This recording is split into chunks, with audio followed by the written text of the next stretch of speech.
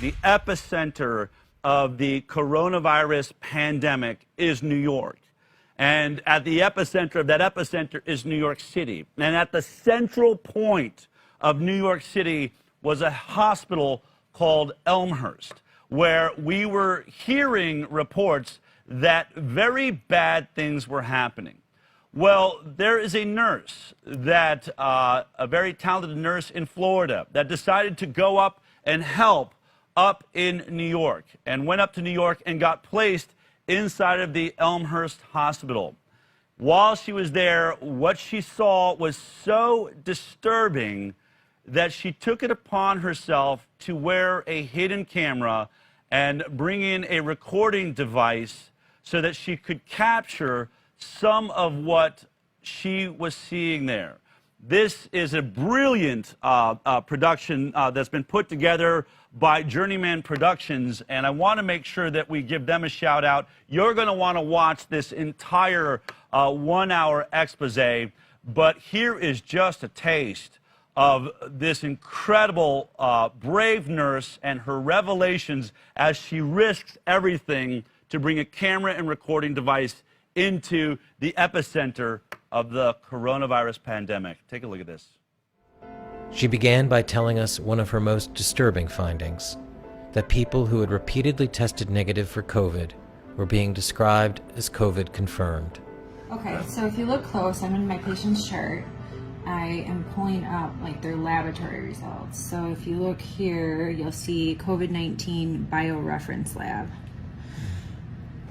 Here are the test results. As you can see, 5/1/2020 at 17:16, not detected. They test for a second time, 5/4/2020 at 17:59, not detected. So both of those are negative. Scroll up to the top. This is my patient. They are on a vent and they are being called COVID-19 confirmed. So not detected here, but so it's presumptive. Now they're all... They are detected. They're saying it's positive. Not detected. But it's not detected. What does that mean? So You said that they were vented immediately upon being brought in, is that? Yeah, so the thing is they're coming in with difficulty breathing, and a lot of these patients are really coming in with anxiety because they're scared. They take them and they tell them pretty much that if they don't get on a vent, then they're probably not going to survive. But the reality is, if they get on that vent, the likelihood of them walking out the hospital is slim to none. You're saying they're putting non-COVID or COVID rule out with definite COVID patients? Yes. So I was only wondering, because like I was looking at like all the patient rooms, and like this patient is in with like a non-COVID. I don't understand why they're doing that. I know. There's 4 patients in a row here Yeah. non-COVID. And this is supposed to be the COVID. Yeah. Because 7th floor, they've shut it down. That's and right. I'm And then confused. they're going to have non-COVIDs there. Yeah. This is going to be the only COVID, so they shouldn't put any non-COVIDs here. Well, that's what they've been doing. I have that right now happening. And like the guy over I in... had 226 Yeah. that were 2 negatives. And they end up positive. Like the guy over in 29, I had him upstairs because I was on CCU before it. Yeah. And he came in with a stroke. I know, that's what 26-1 was, a stroke. And Nothing no to do with COVID. nothing to And do now with- he's got COVID and he's on a vent. Well, because we gave it to him here. Incredible statements there, revelations. People not testing positive, being told, being listed as positive, laying in rooms with people that are all positive, only to be vented as though they're positive and perhaps catch the illness.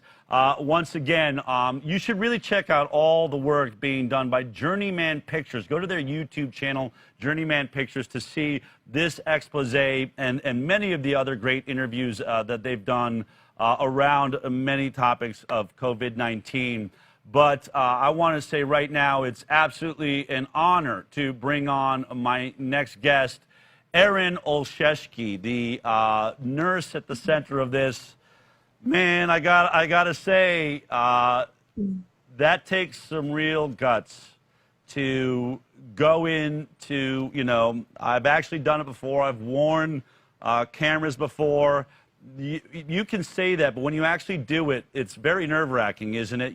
There's something about it, the idea you might be caught, what am I doing here? But Erin, why? What made you take that step? I just felt that as a nurse, it's my duty to protect my patients. And I couldn't walk away from that being silent. People have a right to know what's going on. And, there were prior medical professionals speaking out about this and being blown off. And I felt that the only way to possibly be able to prove this is with proof, indisputable proof that they cannot take away. And, yes, I risked a lot, but in my opinion, the risk is worth the reward because people around the United States, people around the world have been lied to. Wow. And just so that people understand your background, you are an Iraqi war veteran. You fought for the United States of America in the Iraq War. So you've seen some really bad things out there, I would imagine. My understanding is you weren't a nurse when you were in Iraq, but you were actually a soldier. But did you feel, they've described, especially Elmhurst Hospital, but many of these ERs and hospitals, they describe them as a war zone. Would you say that it fits that description also?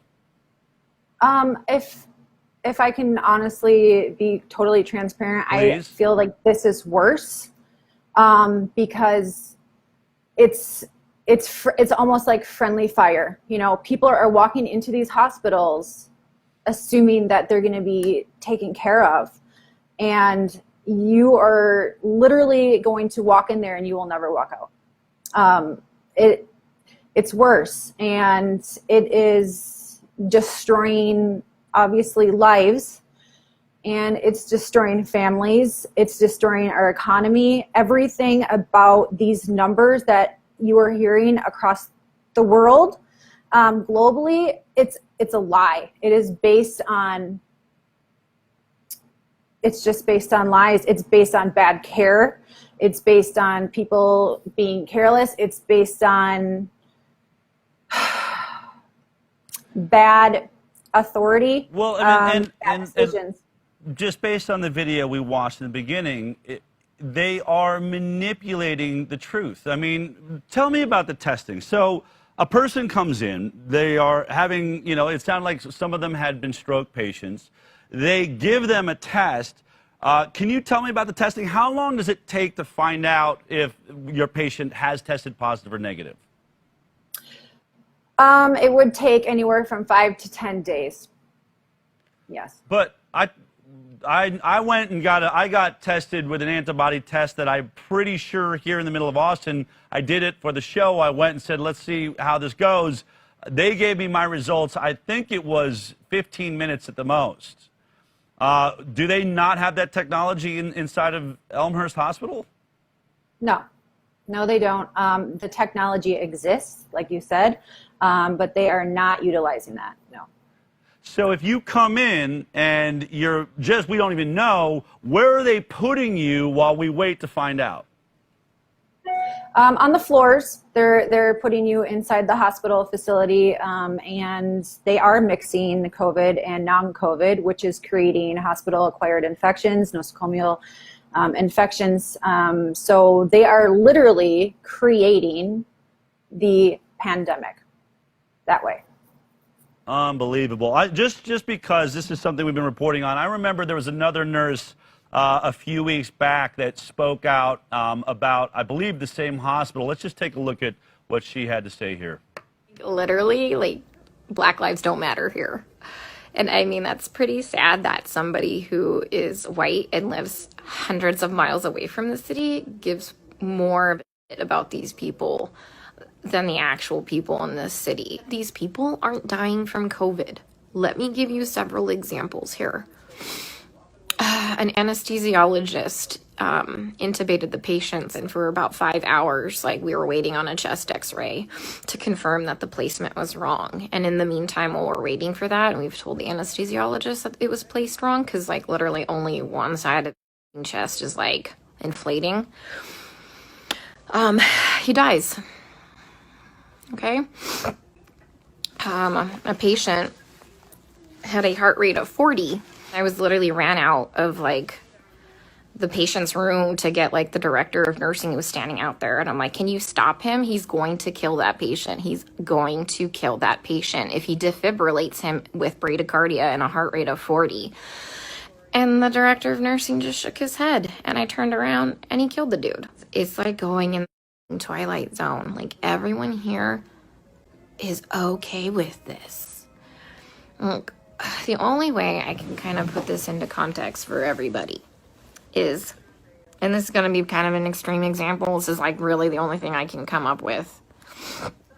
It's like if we were in Nazi Germany and they were like taking the Jews to go put them in a gas chamber, I'm the one like there saying, hey, this is not good, this is bad, this is wrong, we should not be doing this. And then everyone tells me, hang in there, you're doing a great job, you can't save everybody. They're murdering these people. That was Nurse Nicole Surtek. I did make a mistake. I guess she wasn't at Elmhurst while she was recording that video. But obviously, you're not alone. Inside of the hospital system where you work, are you alone? Are you a minority? Are you a majority? What's happening with the nurses? And many of you are journeyman nurses, right? Many of you are traveling into New York to help out. What would you say, how many people are looking at this the same way that you and Nicole are? That's a good thing to bring up, because this is the problem I'm seeing with it. I actually spoke with Nicole on the phone last night and we were talking about this, is that the majority of the nurses there feel the same way I do. And we talked about it. I actually have it recorded. You know, I was there for a month and recording the entire time. So what people have seen is just a sliver. And all these nurses feel the same exact way, but everybody is afraid to speak out for the reason that they're threatened with obviously being sent home. If you ask, questions, if you try to, stick up for your patients and advocate for your patients like nurses are supposed to do, you are reprimanded. And, they say over and over, don't make any problems, keep it easy. We don't want to get kicked out, and a lot of it is just based around either being scared of what's going to happen to you, or, they don't want to lose that paycheck. Wow. And it's actually, my understanding is you were in Florida, you were a nurse there, you were involved in treating COVID-19 patients there, correct? Correct, yes. Now, was there a difference that, like, we just heard a report about hydroxychloroquine. There's a huge, Lancet Papers just withdrawn this study that said that hydroxychloroquine was dangerous. Were they using hydroxychloroquine in Florida where you were? Absolutely. So we use the hydroxychloroquine and we use the zinc. And when I arrived in New York, I found out very quickly that that was totally off limits. And if you did, or any provider did prescribe it, it would be grounds to be fired. Where was that coming from? How high up did that go? So it was from Governor Cuomo, and that was as early as March, right around March. And that's just how that's how it went, and you had to listen to it. And what I found is so ironic, in that same, those same orders, they granted all these medical professionals, they were all liability free if anything happened. So when you're inside these hospitals, already a very, hospital that has very bad reviews, it's public, you have liability-free medical professionals treating patients on ventilators with no family. So what do you think is going to happen? That leads me to, in this incredible expose, what you described as maybe the worst day of your life. Remember, this is an Iraqi war vet who has seen a lot of bad days, I would guess. Take a look at what she describes as the worst day of her life. A 37-year-old, which is my age, was not a DNR. He's a full code. His family in depth discussed with the doctors that they want us to do everything they can to save him. He came in talking.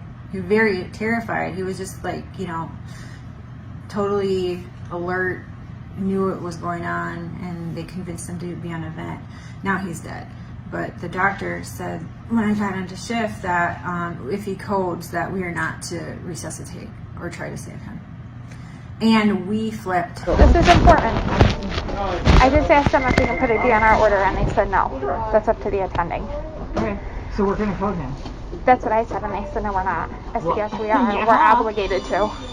So then We got to say something though, like it's our license. Unfortunately, you guys got to put in an order. Just something. That's what I said. Yeah. I said I'm obligated. Yeah. What did she So say? then she's like, the higher up said. I said, I don't care what they said. What higher up? God? We don't have a God here making I decisions. said, I don't care what they said. So we're supposed to.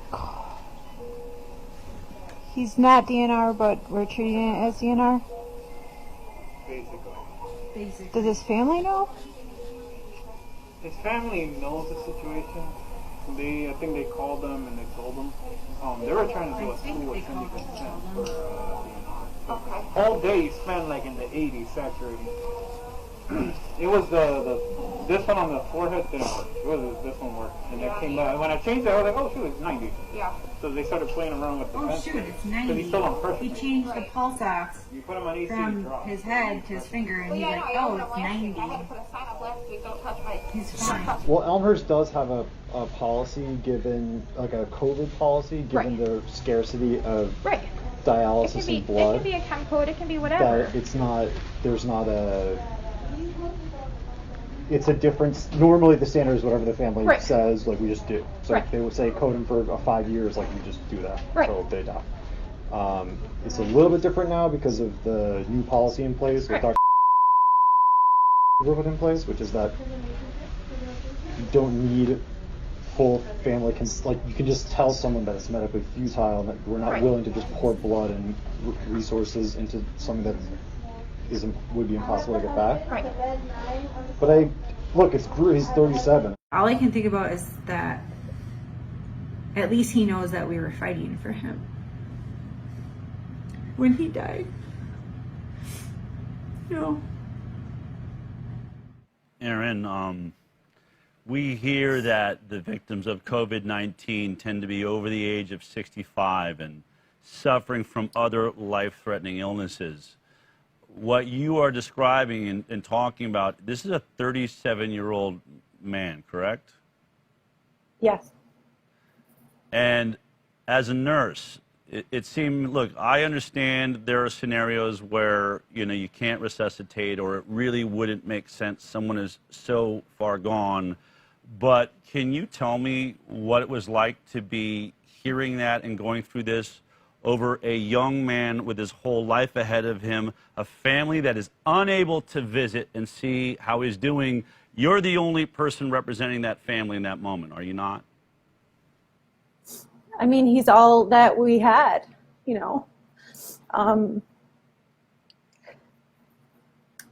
doesn't have a voice otherwise, and like these families are trusting in us to be taking care of them and trust us to do our jobs right. And if they don't have a good nurse, they really don't have a chance at all. And even if they have a good nurse, who's to say the next nurse on the shift or the next doctor on the shift is going to be good too?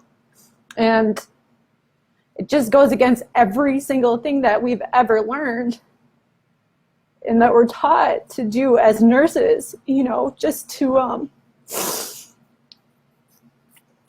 be ethical. And when something's wrong, we have to speak out about this, because if we don't do it, then who's going to?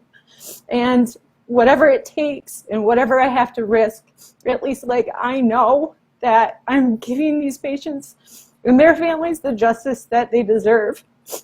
And so be it.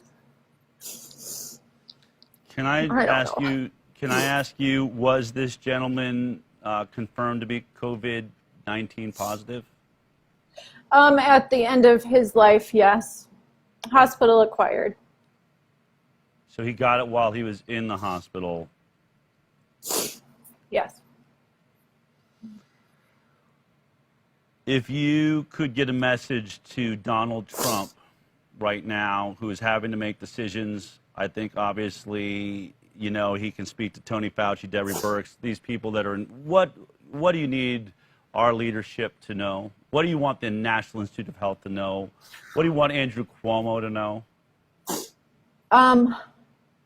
I want them to know that what is happening, and even still, it's still happening. I have friends that are still there. That we need a federal investigation immediately. We need to go there and we need to flip tables over. We need to go through every single chart. And we need to contact every single family because a lot of bad stuff has happened. There has been no autopsies allowed. And we just need to go to the absolutely highest power because I am just one person, but I know that there are a lot more people out there that have a lot more power than me. So I am willing to risk everything in order to bring justice, not only to like the patients and not only to their families, but to the rest of the world, because I know a lot of people have been going through horrible things. It has shut down the economy. It has taken out businesses. It has, you know, torn apart families. There has been a lot of suicide. I mean, there's so many things that this has affected, and nobody will even look at this. And, you know, if they're going to do a federal investigation for the Major League Baseball steroids issue, then I don't see why they wouldn't do one here. Erin, I know you're going to continue to be a voice now for the voiceless, and I want to thank you for your courage. You, I think, are representing your country in probably the most brave way you have so far in your life. So let me thank you for that from the High Wire. Continue to be brave. Let us know in any way that we can support you. Thank you so much for the truth. Thank you. Thank you guys very much for allowing me to scream the truth. If you like that clip, then be sure to check out our live broadcast of The High Wire every Thursday morning at 11 a.m. Pacific Time. You can watch it on Facebook, YouTube, iTunes, and Twitter. We'll see you there.